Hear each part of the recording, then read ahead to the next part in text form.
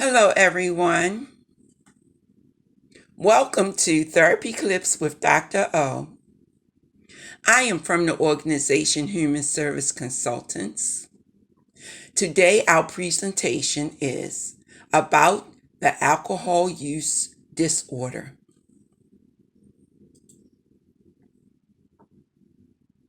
So, I'm going to speak with you about the alcohol use disorder, AUD.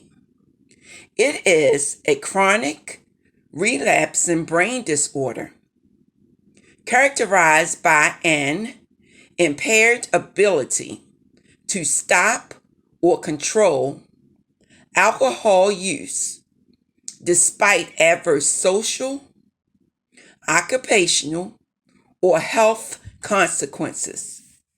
AUD can range from mild to severe, and recovery is possible regardless of severity. To be diagnosed with AUD, a person must meet certain diagnostic criteria outlined in the Diagnostic and Statistical Manual of Mental Disorders, the 5th edition.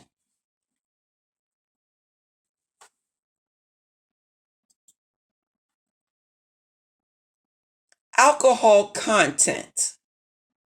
Well, alcohol is the most well-known CNS depressant because of its widespread use and legality. The alcohol content of common beverages is beer, 3 to 6% alcohol. Wine is 11 to 20% alcohol. Liqueurs, that's the sweet type of liquor, is 25 to 35% alcohol.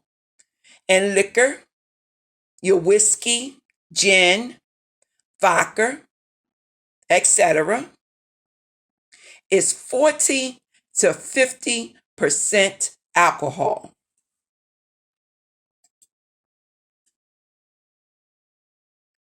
The alcohol proof is what we will talk about next. The proof on alcohol beverages is computed by doubling the alcohol content. Therefore, a bourbon is described as 90 proof. So that means that it's 45% alcohol. So when you add 45% 2 times, then that will equal the 90 proof in that alcoholic beverage.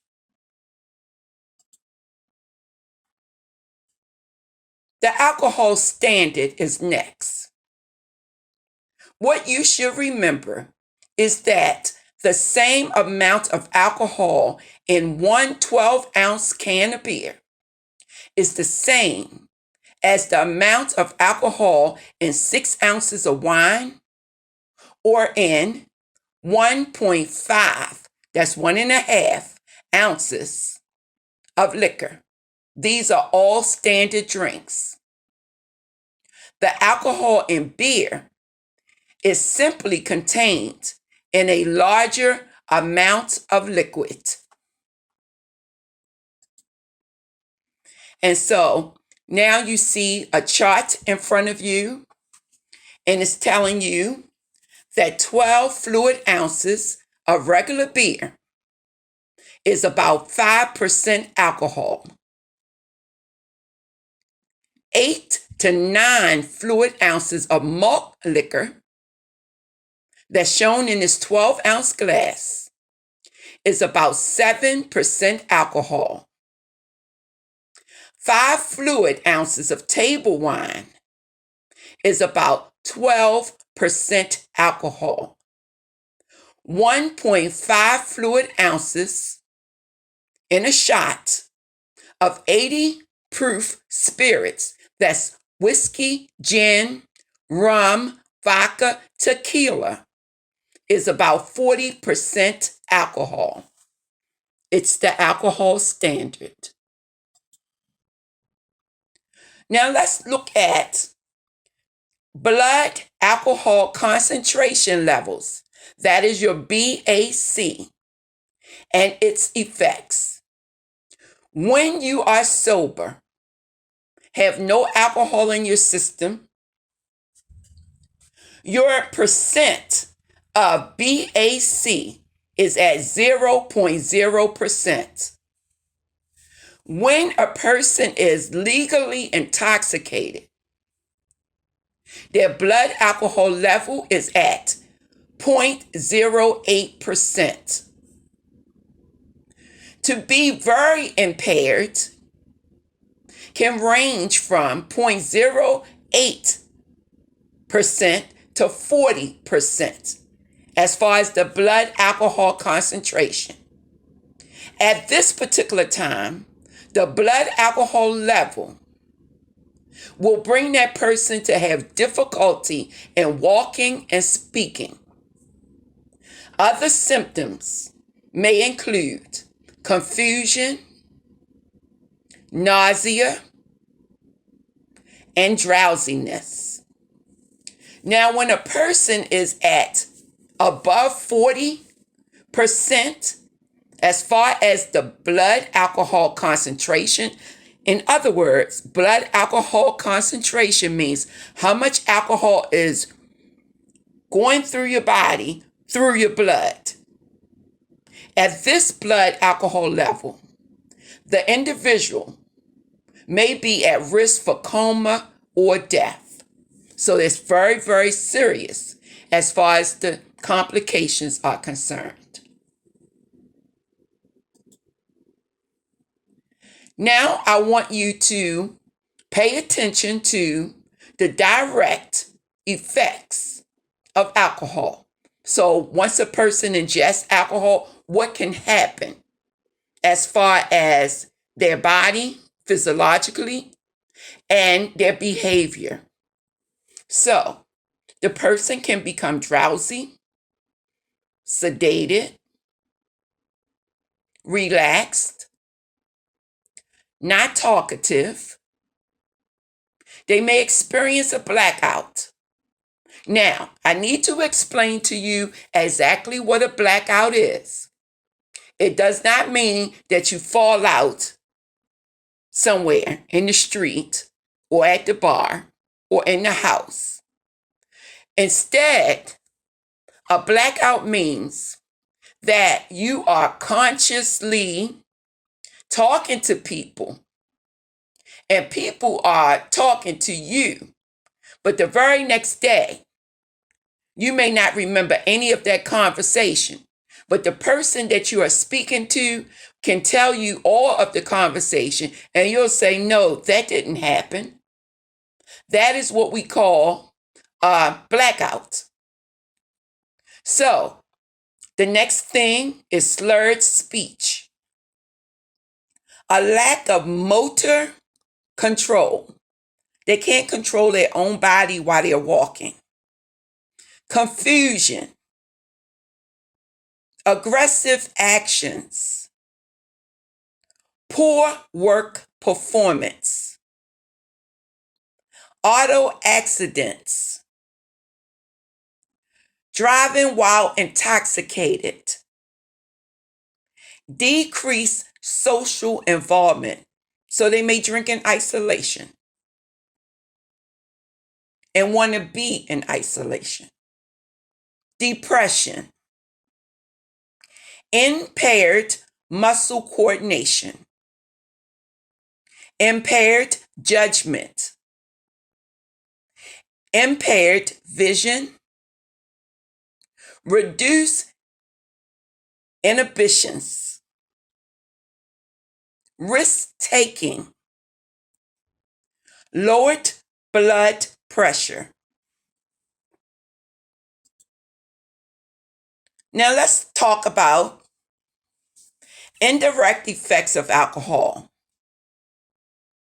This means that the person may be hyper and excited, stimulation, over responding to stimuli. So that means that stimuli is what's in our environment. Is that something that trigger a certain behavior in us? So they over respond to the stimuli. It could be a conversation with someone, and they're not really getting the conversation the way that it actually is. So they may over respond. Agitation and irritability, hallucinations and delusions, anxiety, fear, and panic, shakes and tremors, seizures and convulsions, vomiting, unable to sleep, interpersonal impairment, work impairment, decreased responsibility to others. Next, I will speak to you about the physiological effects of alcohol on the body. And most of this is with long-term use of drinking alcoholic beverages, but some is short-term. It depends on the gender of the individual. Males tend not to have effects as fast as females. And it's really because females don't carry a lot of water in the body. They carry more fat in the body. And this fat that they carry is for the preparation of childbearing years. So the fat on the hips, in the buttocks, in the stomach area is really for the preparation of childbearing years. Okay, so back to our presentation. But men carry more muscle. So let's move into some of these physiological effects that alcohol can have on the body. So, alcohol-related liver disease. That includes alcoholic hepatitis, and what that means is inflammation of the liver. Fever, jaundice. That means an abnormal yellowing of the skin, eyeballs, and urine. And abdominal pain. It could be that the person has cirrhosis. Cirrhosis means a scarring of the liver. It can also lead to the long-term effects of alcohol use, can lead to heart disease, high blood pressure, and strokes. Now I want to show you the stages of liver damage, because the liver is affected by alcohol use. And it's for the reason of detoxification that it is affected. So alcohol is detoxified through the liver. So you can see as I point my cursor over the healthy liver. Then the person will go to, with drinking alcohol, it occurs in stages, the liver damage, a fatty liver. Then we have liver fibrosis. So you can see that this is a yellow, and then it gets to be a brownish color, but light brown. And then it moves to cirrhosis of the liver, and it's a dark brown. Once a person reach here, their life is going to end soon. So I wanted you to see another version of what cirrhosis of the liver end up being. So here we have our healthy liver. Then you can see the fibrosis that's beginning to form. Now look at cirrhosis. See how it's beginning to scar. And now we're moving to a carcinoma.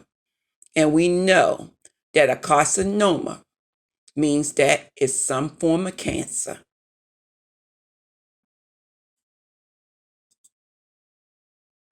So moving back to our conversation about the physiological effects of alcohol on the body. Long-term drinking increases the risk of developing certain forms of cancer. Cancer of the esophagus. This is how when we eat our food, we chew it, we swallow, it goes down the esophagus and it moves into our stomach. So cancer of the esophagus, of the mouth, of the throat and voice box, the colon, and the rectum. Pancreatitis means an inflammation of the pancreas. And so what you see in front of you is the healthy pancreas. And now you see on the other side with the red coloring. And this is actually a blood vessel that's running through. And how it's beginning to become scarred. It can also lead to cancer of the esophagus. And here, this is the esophagus. This is the stomach area. This is moving into the rectum, the colon. And then at the end is the rectum. And so basically what you see here is cancer forming in this esophagus. Now, there's many other things that can occur with the body as the result of drinking alcoholic beverages long term. Some people experience short-term effects of drinking too much alcohol. I want you to understand that the body is a very intelligent machine. It is made up of chemicals. Now, the chemicals that we have are for living. So, for example, when you breathe in, you're breathing in oxygen, which is O2. O2 stands for oxygen. It's a chemical. When we exhale, when we breathe out, we're getting rid of the carbon dioxide, the CO2 that's in our body. So it's a natural exchange of taking in oxygen and then letting out CO2. This is the normal reaction of the body. So alcohol is a chemical. It is ETOH. That is the letters that's assigned to alcohol. When you are ingesting alcohol into your body, you are changing the chemistry of the way that the body is supposed to respond. And I just talked about oxygen and I talked about carbon dioxide, but our body has so many chemicals that we need in order to live. And when you ingest another chemical or, like alcohol or some type of drug, you're changing your body's chemistry. Now, the body, once again, is very intelligent. It says, what? He or she is drinking alcohol? That doesn't belong here. That's a chemical I do not recognize. So I am going to make him or her sweat. I am going to make him or her run to the bathroom. That's why you go to the bathroom so much when you're drinking. Because the body is telling you, that chemical doesn't belong here. So I'm going to eliminate it. Okay? And so the elimination process through the urine, through the sweat, through the feces is what the body will do in order to get rid of what doesn't belong there. Now, as a result, once again, the person is running back and forth to the restroom. And the body is saying, goodbye, see you later, alcohol. But because we have fat in our body, then the fat cells in the body is retaining some of that alcohol. And that's why it takes long to get rid of alcohol out of our system. So keep that in mind when you're thinking about taking the next drink. The long-term effects, you don't really want to have to deal with because patients in the hospital go through a difficult time. It is better if you have an alcohol use disorder to seek treatment. And so that brings us to the next section of our presentation. So I am going to talk to you about the type of treatment that's available for someone with an alcohol use disorder. It may include detox and withdrawal. Now, detox is something that should be done in a medical facility. When you are detoxing from alcohol, you cannot do it alone. If you try to do it alone, you run the risk of dying because with withdrawal symptoms, it can throw the body into a seizure. So that's why the brain into a seizure. And so that's why we tell everyone that detoxing from alcohol should be done in a medical facility. So, as you can see by the presentation, that detox withdrawal must be medically managed, which takes 2 to 7 days. You may get some type of sedating medication to prevent the withdrawal symptoms. Because once again, the medical professionals do not want you to have a seizure because the seizure can cause you death, brain damage, or anything else. So, it is done in an inpatient treatment center or in a hospital. Now, the next thing is learning new skills and establishing a treatment plan. And when you come into some type of treatment program, then the clinician, your substance abuse counselor, your mental health therapist, the social worker, the psychiatrist, the psychiatric nurse, anybody that's working with you is going to develop some type of treatment plan. Now, this treatment plan involves treatment professionals or specialists. Now, what it's going to include is goals. So these goals are developed. Also, behavioral change techniques. The use of self-help manuals.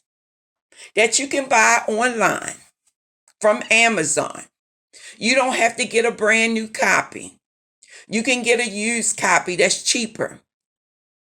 Get yourself a self-help manual so that when you're in between sessions with your therapist or your substance abuse counselor, you have something that you can work with.